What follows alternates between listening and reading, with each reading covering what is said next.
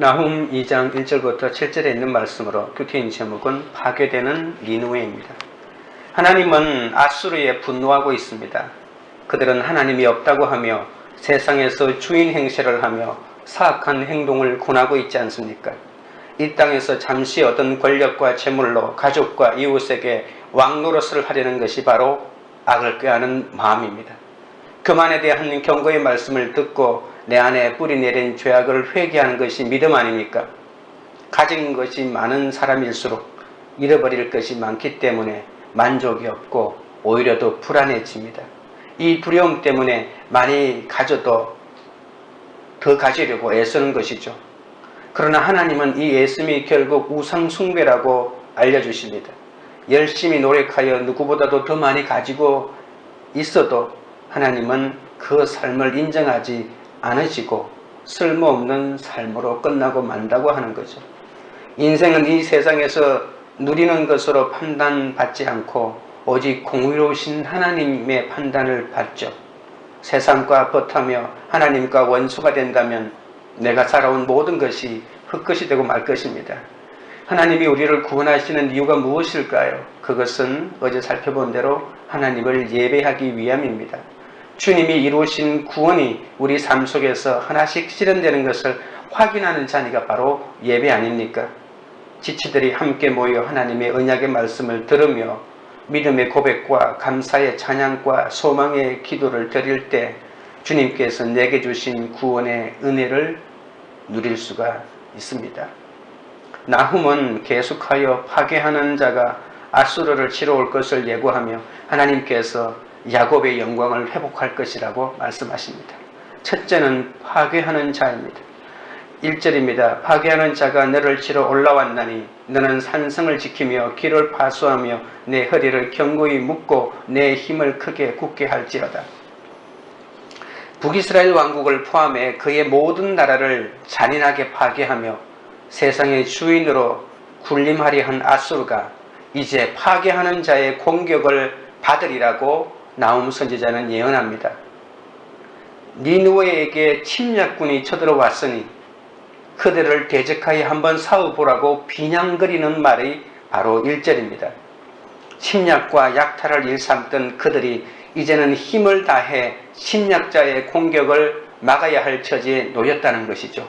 긴장감을 고조시키기 위해서 선지자는 1절에서 지키라, 견고히 하라, 굳게 하라고 이렇게 세 가지 명령문으로 아수르의 모습을 격려하는 것 같지만 아무리 그렇게 해도 소용이 없다는 이렇게 뜻이 그 속에 포함되어 있습니다.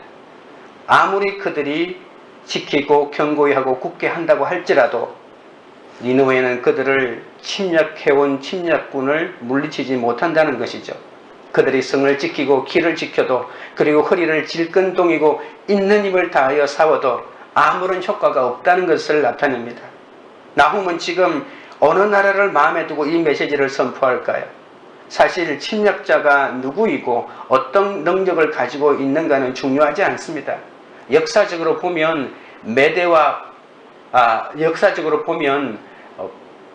바벨론이 이렇게 침략해 들어왔지만 누구인지는 중요하지 않다는 것입니다. 왜냐하면 하나님께서 아수르의 멸망을 결정하셨기 때문에 아수르는 멸망할 수밖에 없는 것이죠. 그렇기 때문에 그들이 어느 나라에서 멸망하게 되었는지가 문제가 아니라 그 나라를 누가 보냈는지가 바로 메시지의 핵심입니다. 그냥 역사적인 관점에서 그냥 자기보다 더 강한 나라에 멸망했다가 아니라 하나님께서 그 나라를 보내서 멸망시켰다는 것입니다. 그러니까 이 모든 일반 역사도 결국에는 구속사의 한 줄기라고 하는 것이죠. 아수르는 지난 100년 동안 자신을 방어할 수 없는 주위에 있는 수많은 약한 나라들을 무자비하게 짓밟아 오지 않았습니까? 이제 그들이 약자의 서러움을 당할 차례가 되었습니다. 이것은 하나님이 세상을 다스리시는 이치이기 때문에 그렇습니다. 강할 때가 있으면 약할 때가 있고 승리할 때가 있으면 패배할 때가 있습니다. 그러므로 강자는 약자로 전락할 때를 마음에 두고 늘 겸손해야 되는 거죠. 2절입니다. 여호와께서 야곱의 영광을 회복하시되 이스라엘의 영광 갖게 하시나니 이는 약탈자들이 약탈하였고 또 그들의 포도나무 가지를 없이 하였습니다. 니느웨에 대한 경고를 선언하시다가 갑자기 유다를 향한 위로의 메시지를 선포합니다. 아수르의 멸망이 유다에게는 무엇을 의미합니까? 이미 언급한 것처럼 이스라엘을 괴롭히는 열방의 멸망은 주의 백성에게는 바로 복음 아닙니까? 하나님께서 왜 아수르를 멸망시키고자 할까요? 그것은 바로 주의 백성의 영광을 회복시키기 위함입니다. 교만한 아수르를 파괴하시는 하나님의 공의로운 심판이 하나님의 백성 이스라엘에게는 구원과 회복이 되기 때문이죠. 하나님은 아수르의 독선을 바라보고만 계실 수 없는 이유를 설명하십니다. 영광은 바로 높음이나 자부심을 뜻하는 단어 아닙니까? 하나님께서 북쪽 땅이 죄악 가운데 멸망의 땅에 떨어진 그리고 사라져버린 이스라엘의 명예를 그리고 하나님의 영광을 다시 확실하게 회복시킨다는 뜻입니다. 한때 이스라엘은 하나님의 선민으로서 얼마나 자부심이 대단한 민족이었습니까? 지난 100년 동안 치욕의 역사가 그들의 자존심을 상하게 했지만 이제 그들은 하나님의 은혜로 그 자존심을 회복할 기회가 생겼다는 것입니다.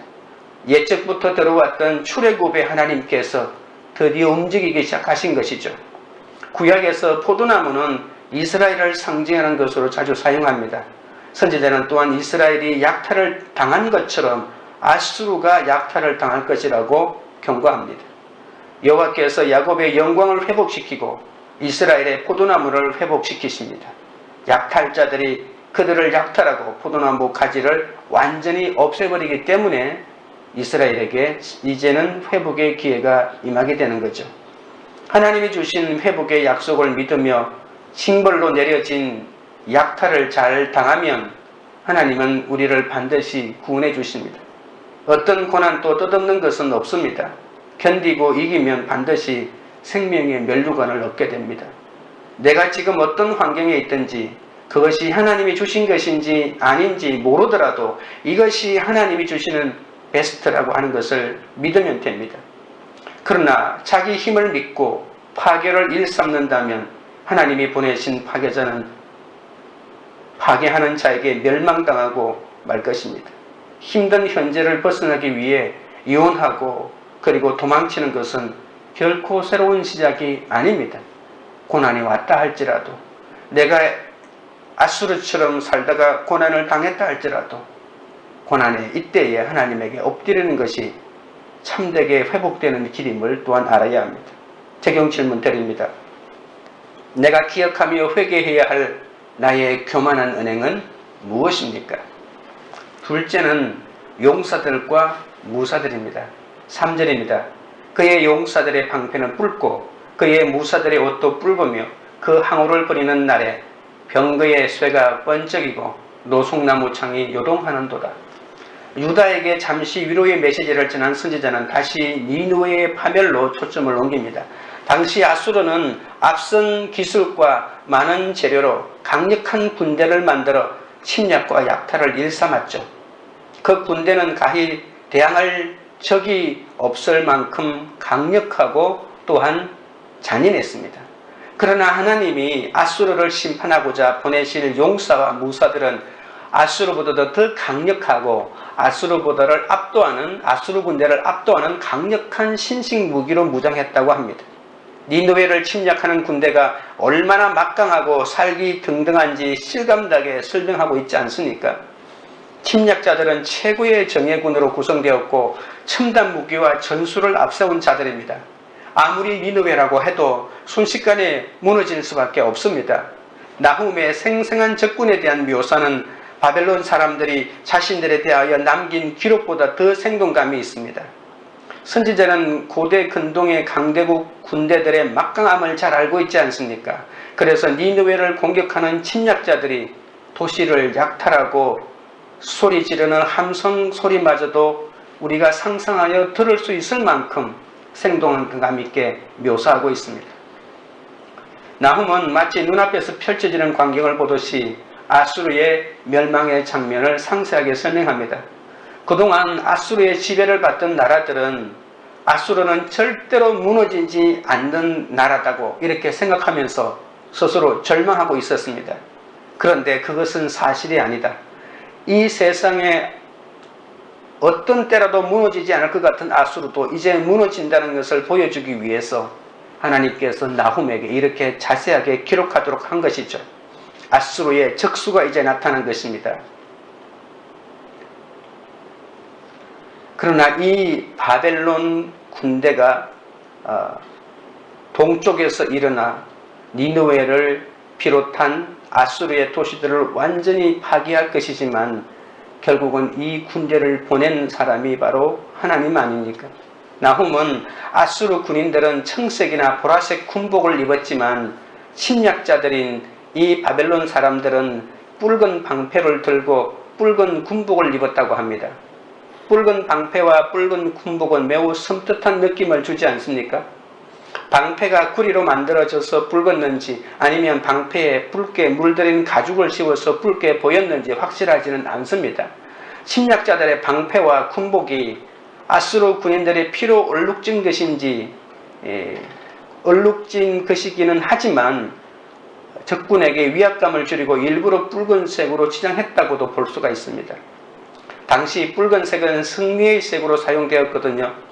침략군이 가지고 있는 창들은 마치 바다가 물결치는 듯하였다는 것은 그 수를 헤아릴 수 없을 만큼 많다는 뜻이고, 홍수가 온 땅을 휩쓸듯이 아수르를 휩쓸 만큼 막강한 군사력을 가졌다는 뜻입니다.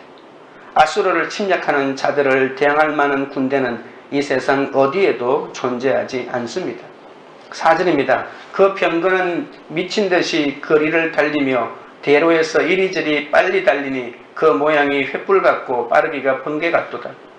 선지자는 니느웨의 중심가를 전 속력으로 미친듯이 질주하는 적군의 병거들은 천하무적이고 용감무쌍하다는 것을 강조합니다. 당시 병거들은 빠른 속력으로 달리면서 적들에게 활을 쏘는 전쟁 무기죠. 전쟁을 시작할 때에는 주로 불 붙인 화살을 사용하며 질주합니다. 나훔은 그들이 얼마나 빠른지 횃불을 들고 번개같이 달려간다고 표현합니다. 과연 누가 이렇게 무섭게 움직이는 적을 막아낼 수가 있겠습니까? 아수르에게는 막을 능력이 전혀 없는 것이죠. 아수르는 하나님을 무시하며 이웃을 괴롭힌 죄악 때문에 철저히 심판을 당합니다. 멸망의 군대가 이르면 더는 기회가 없습니다. 심판이 이르기 전에 경고의 말씀을 들려주신 것은 감사히 여기며 말씀을 듣고 돌이켜야 살 수 있지 않습니까? 가장 무서운 적은 내 안에 또 다른 나 아닙니까? 내 안에 열등감, 자존심, 이기심, 질투심, 욕심, 인정받고 싶은 마음, 잘 보이고 싶은 마음들, 그런 것 때문에 미움도 생기고 원망도 생기고 화도 일어나는 거죠. 이 모든 것을 내려놓고 내 안의 죄를 보고 회개하며 가야만이 내 삶에서 평안한 천국을 누릴 수 있는 것이죠. 천국은 따로 있는 것이 아니라, 그리고 죽어서 가는 것이 아닙니다. 지금 내가 살고 있는 이 삶이 천국인데 우리는 그 삶을 보지 못할 뿐이죠. 아수르를 멸망시키는 적군이 이렇게 강력한 군대의 모습으로 나에게 달려오고 있다고 합니다.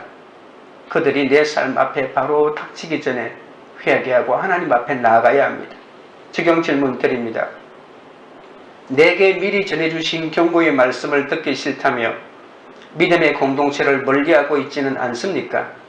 감사히 들어야 할 경고의 말씀은 무엇입니까? 셋째는 헛된 준비입니다. 5절입니다. 그가 그의 존귀한 자들을 생각해내니 그들이 엎드릴 듯이 달려서 급히 성에 이르러 막을 것을 준비하는도다.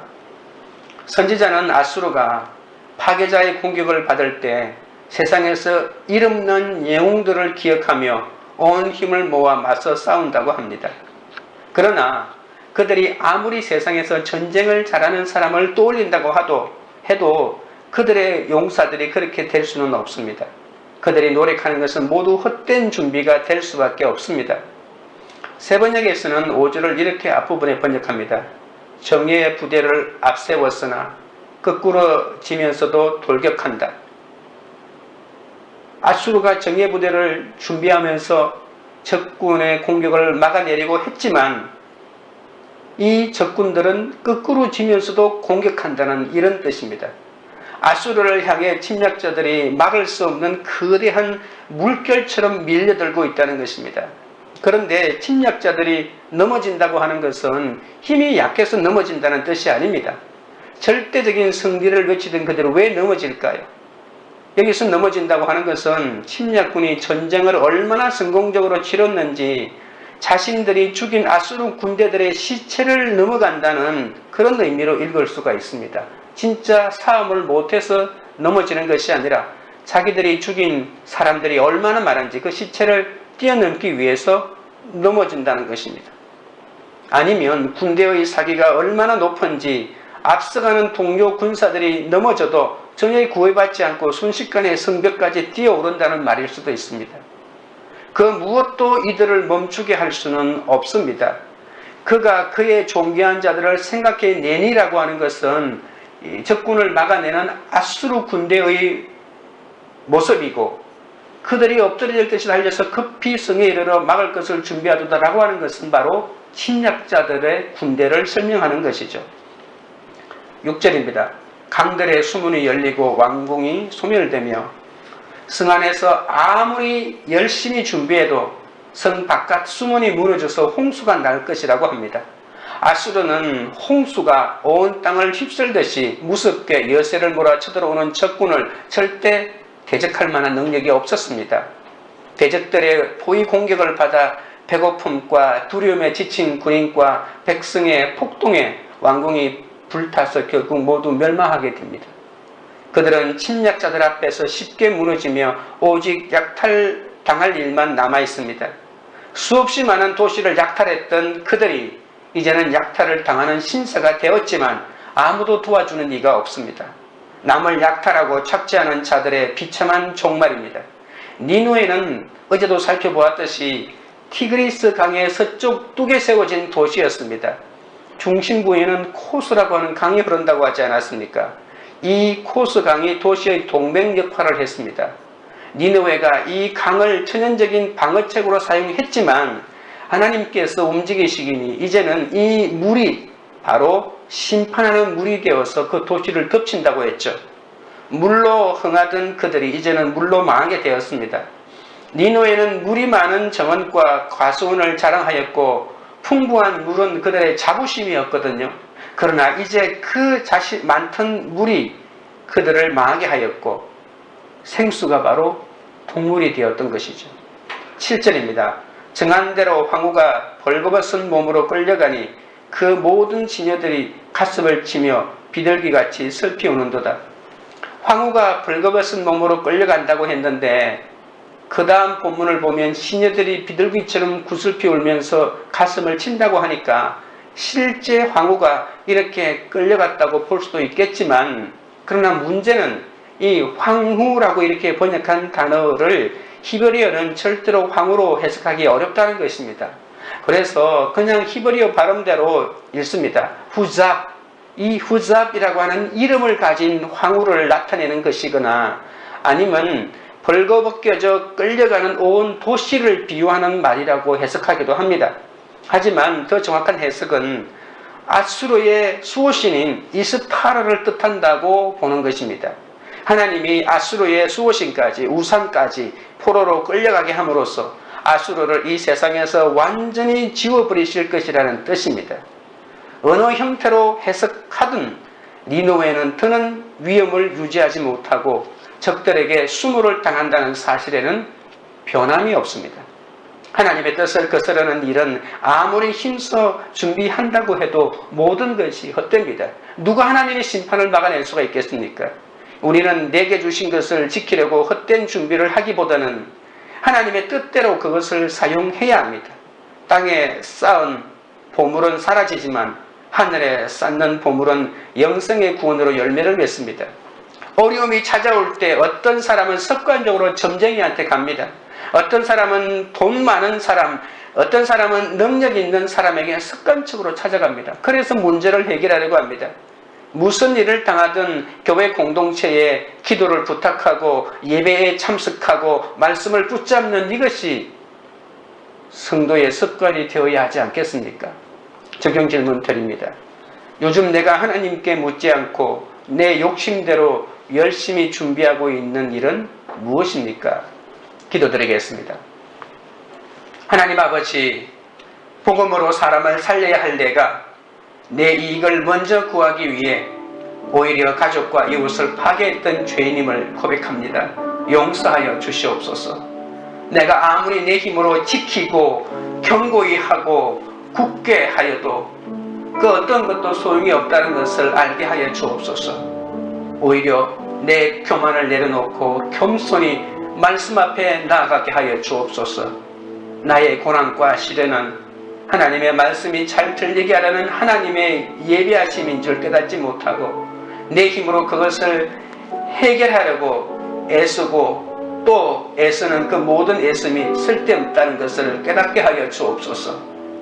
멸망이 이르기 전에 돌이키도록 견고해 주시는 하나님의 은혜에 감사하게 하시고 그 말씀을 잘 듣게 하여 주옵소서. 내게 미리 전해주신 경고의 말씀을 듣기 싫다며 믿음의 공동체를 멀리하고 떠나지 않게 하여 주옵소서. 말씀이 들리는 공동체에 붙어있어 끝까지 말씀 듣는 구조 속에서 그 말씀을 듣고 회개하고 돌이키게 하옵소서. 이제는 내 욕심 때문에 헛된 준비를 하며 애쓰는 일을 멈추고 구원을 위한 사명을 감당하게 하여 주옵소서. 하나님께 묻지 않고 내 욕심대로 열심히 준비하고 그러면 모든 것이 잘 될 것이라고 했지만 그러나 그 모든 것이 실패로 끝난다는 것을 깨닫게 하여 주옵소서. 내가 해야 할 일은 모두 성공하며 내가 하지 말아야 할 모든 일은 모조리 실패로 끝나게 하시는 그것이 바로 하나님의 은혜임을 깨닫게 하여 주옵소서. 광교 우리들 교회가 거짓 사상과 헛된 수고를 멈추고 생명을 살리는 일에 힘쓰는 공동체가 되게 하옵소서. 하나님의 뜻을 거스르는 일은 아무리 힘써 준비해도 헛될 뿐임을 깨닫게 하옵소서. 내게 주신 것을 지키려는 헛된 준비를 그치고 오로지 하나님의 뜻대로 사용하게 하옵소서. 어려움이 찾아올 때 습관적으로 점쟁이나 돈 많은 사람이나 능력 있는 사람을 찾아가지 않게 하시고 무슨 일을 당하든 교회 공동체에 기도를 부탁하고 예배를 참석하고 말씀을 붙잡는 거룩한 습관을 갖춘 거룩한 공동체가 되도록 인도하여 주시옵소서. 예수님의 이름으로 기도드립니다. 아멘.